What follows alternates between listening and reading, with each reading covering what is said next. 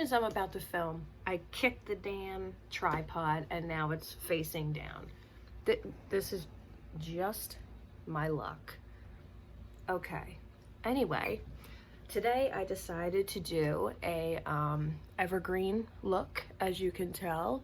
I love greens. It's one of my favorite colors for the fall and the winter. And I figured, since I'm wearing an evergreen shirt today, why not do the look? So I figured if you guys liked this look, I am going to be doing it on this eye so you guys can follow along. Yeah, so if you like this, then just stay tuned because it's coming up right now. All right, so the first thing that I did for this look is you want to get a good, a decent transition color down because we are going to be going pretty dark. Anytime I go dark, I have to make sure there's something lighter at the top. So I'm gonna grab my NYX. This is the Ultimate Brights palette. It's kind of an older palette. All my palettes are used and abused, so don't mind all the markings.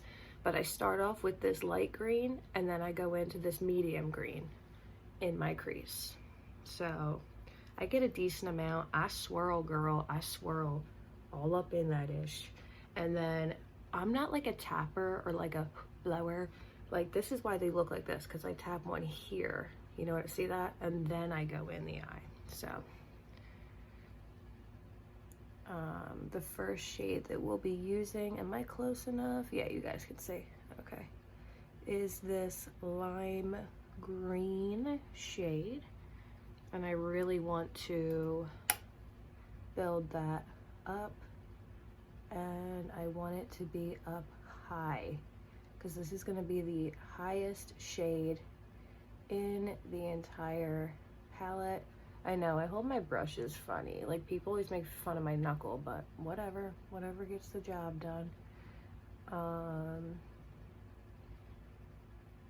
And once I have a decent amount of that lime green set down, it almost looks more yellow on camera, but it's lime green. Then I'm gonna go into this medium green, which James Charles's palette has like a medium green like this, just a little tad bit deeper, that we'll be using next. So then I'm going to dig into this green, no mercy, no holding back, because what I found with the NYX Brights palette, you really can't, this is where I'll push. I will push this color in the crease. I like to push it in first, like that. See that color? And then I will start to blend it out after I have pushed the color into my crease. So just give me a minute or two. I'm probably gonna add another layer or two of this green onto my lid. So I'm just gonna keep blending for like another minute or two to get that green a little bit deeper. All right, I think I've gotten this green about as deep as it's gonna go in the lid. All I did was just keep blending, blending, blending. That is really all I can tell you guys, is blending is key, especially for the transition area. So now I've got that lighter shade of green on the eye. Now we're gonna start to get a little dirty. So, excuse me one second, because we're gonna be using these two used and abused palettes. Look at my Jaclyn Hill palette. This is not okay, but actually it is. It goes to show it was used and abused. But I'm gonna take my James Charles palette first. Oops, please don't drop it and break another shade. Thanks, that'd be great, Chili. And I'm gonna switch brushes. This time, oh yeah, I forgot to tell you, the first brush I used was the Morphe M505. It's more of a wider brush to get that crease. Now I'm switching over to the Morphe M433. This one is definitely more like pinched. It's definitely more pinched for the crease area. And James Charles has a deep green down here. So I'm going to take this. You want to try to get it on the actual point of the brush, and then some on the bottom.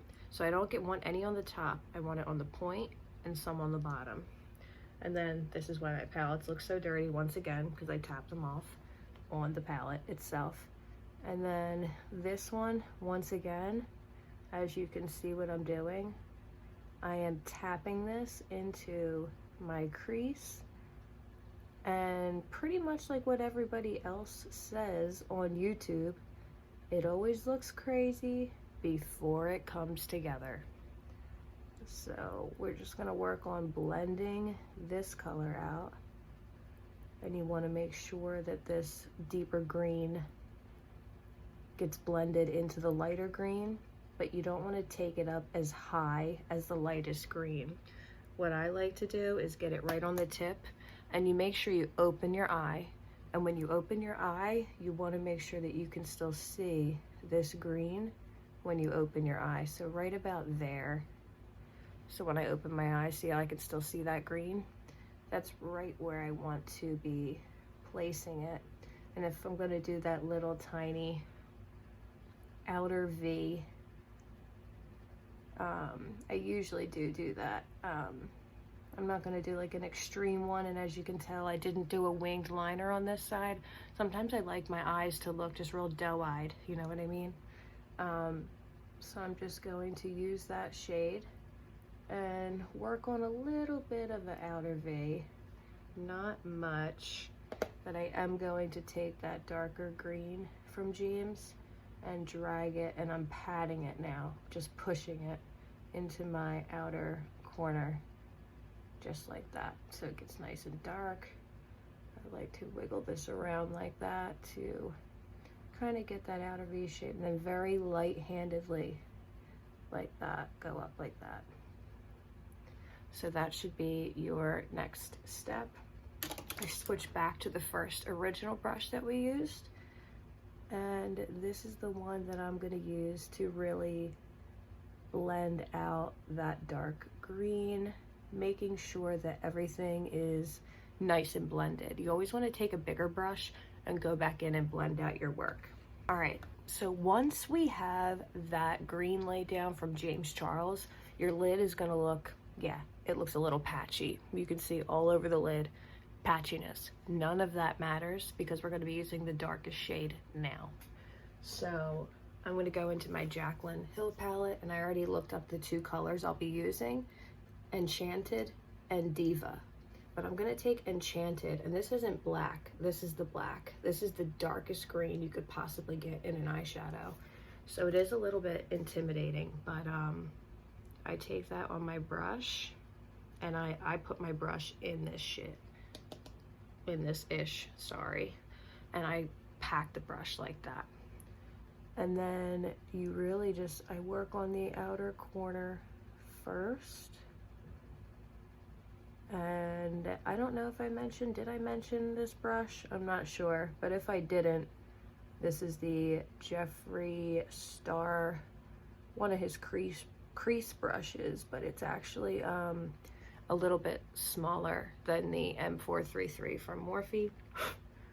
Take more of that dark green shade and just continue patting that all across the lid of your eye. I want to make sure you guys are still seeing this. Okay.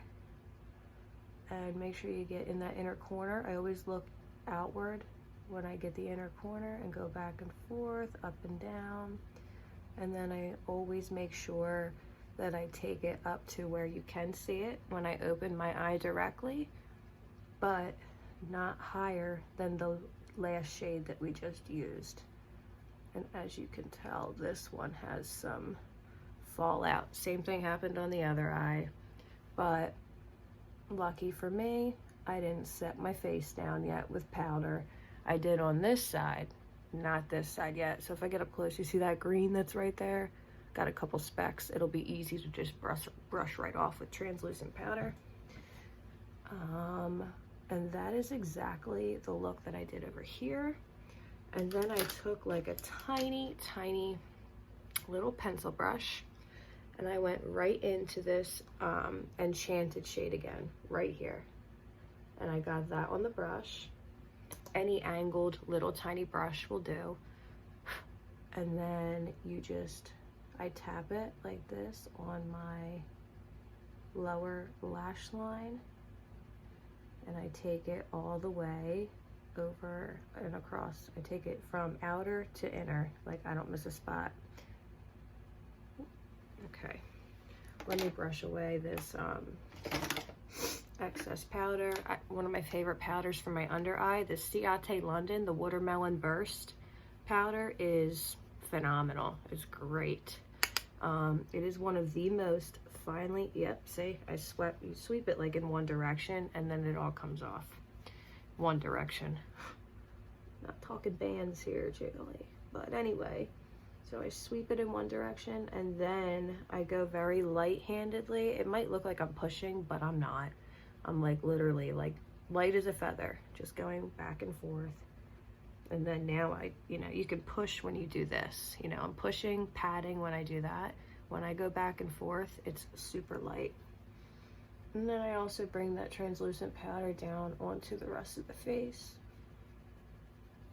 And especially under the jawline, I'll take a little extra just to make that contour really pop a little. All right. Now that I told you this, you guys, this look is not that hard. It looks like there's a bajillion colors in it, but it's not that hard. Then I take the shade Diva right here, right next to that deep green. I use my pointer finger for this. I don't use a brush, I use my finger. Get it on the finger, look at that. It is so chromy, it is amazing. And I tap this all over my lid, all over that dark green shade that we had. And it's not gonna change the shade color much, but it will add pops of a little bit of a lighter green shimmer, but it's just gonna make your lid look totally metallic, totally metallic. And then once I do that, we've got a couple more steps and we're gonna be completely done this look. Where did I put that IBY palette? Give me 1 second, I'll be right back. I'm like 1 second. My neon green finger, like E.T. phone home. Give me 1 second, I'll be right back. All right, guys, I found the palette. If you would look at my makeup table, you probably wouldn't even watch my videos. You would be like, this girl is a freaking slob. But I live in this small hotel room, like I've told you in my previous videos. Not gonna get into that story anymore, but yeah, so I don't really have much space to put anything. I need to, invest in like a nice makeup drawer. No, not the same one from IKEA that everybody has. I'd like to be like a little bit original, but so anyway, I take this Fireside palette from IBY. I got this in an Ipsy package and I opened it and I'm like, okay, I kind of like this. And it actually has the shade called Evergreen. Literally what I am doing on my eyes right now with this shirt, the Evergreen color, even though it's a little lighter, I think, but that's okay. So I'm gonna just rub my finger in Evergreen. And I mean, look at this. This one's even brighter. You can tell it's lighter than the first green. A little too much on there, but that's okay. I mean, I guess there's never such a thing as too much, huh? All right, and then I'm literally just rubbing my finger on my eyelid. Like, that is how simple that look is. I want to just pop a little bit more, take it up a little bit higher, but not too much, and then not all the way in the crease either. I'm just gonna go back to my small brush that has that dark green on it, but I'm not adding any color to it.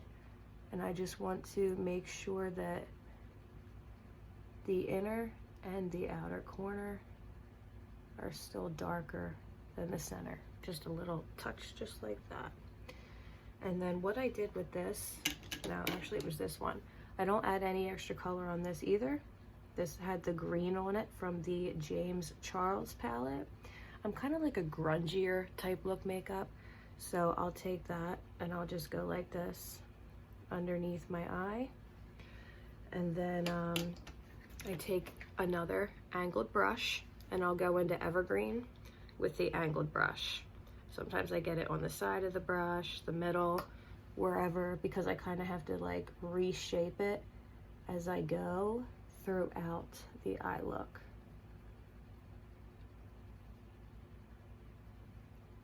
So I'm just gonna finish that on the outer corner like that, and you can even, you know, bring it up like that to finish that outer V.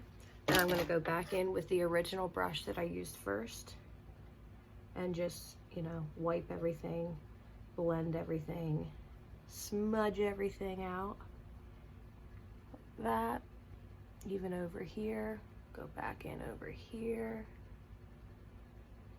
And I told you, it really all comes together in the end. You can think a look will look totally one way, and it will totally go the opposite way for you. Just gonna take my sponge and go up on this outer corner just to wipe off any extra that went a little too far. And the last thing that we want to do is our brow bone highlight and that pop up on the inner corner. I know you guys are gonna laugh at me. Don't laugh, just saying, but I use an old concealer doe foot applicator, and that sounds really funny, but nothing stays on my inner. I had this beaming white earlier and it's already fading. Blush on me, I can do blush, poof, it's gone. 5 minutes later, like, where did my blush go? Like, I have to like reapply stuff. It's like my face doesn't want it on it. It just like pushes it off. So I figured out a method here. I use the back side of it. And this shade in the Fireside palette is called Below Zero. And I take that on the inner corner of my eyelid, and it's gonna look like a lot at first. And then I'll just take my pinky finger, tap it down, and then go back in with the pinky finger just like that and push. I have to push. I cannot like rub with a brush, otherwise it will not stay on. Just trust me on that one.